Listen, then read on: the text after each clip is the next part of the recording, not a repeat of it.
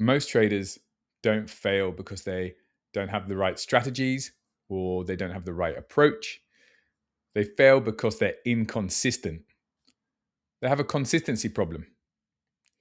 Something that I've taught traders from the start, from day one, is to build a successful structure to approach the markets and themselves.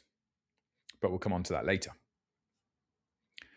Not only is there a structure problem with traders that fail and don't succeed as much as they want to, there's also behavioral issues that affect that consistency.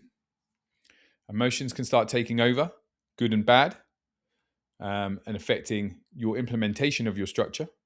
If you're on a winning streak, your emotions are heightened. Perhaps that's affecting you to trade more and then have a knock-on effect to changing size, which is another issue, too quickly, or, over trading, which is a big one. You're going on that good run.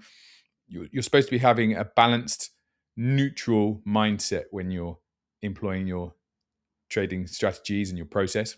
It's very important. It's something that we teach a lot, the psychology of what we do. And on the flip side, if you're on a bad run, you might hesitate. You might reduce your size too much and you're flip-flapping in between your sizes of your trades. And again, you might just be testing strategies that you shouldn't be, when you should be sticking to what you know and improving what you know, win or learn style. So these kind of behaviors do kick in to affect that consistency, which we see a lot. It's part of the coaching that I do, is to help keep those emotions in check and make sure the strategy you're staying accountable to your strategy and to your process. So we have other issues with inconsistency. We have like no defined risk. I have a couple here. No process. We talk about process all the time. You hear that a lot from me. It's identify a trade, execute a trade, manage a trade, and evaluate a trade. Tried and tested over hundreds and thousands of professional traders and students of trading. And then, so we've got no defined risk, no process, and then no repeatable structure. We mentioned structure right at the beginning. These are core principles that I make sure I teach and I coach through all the time with those I work with and myself.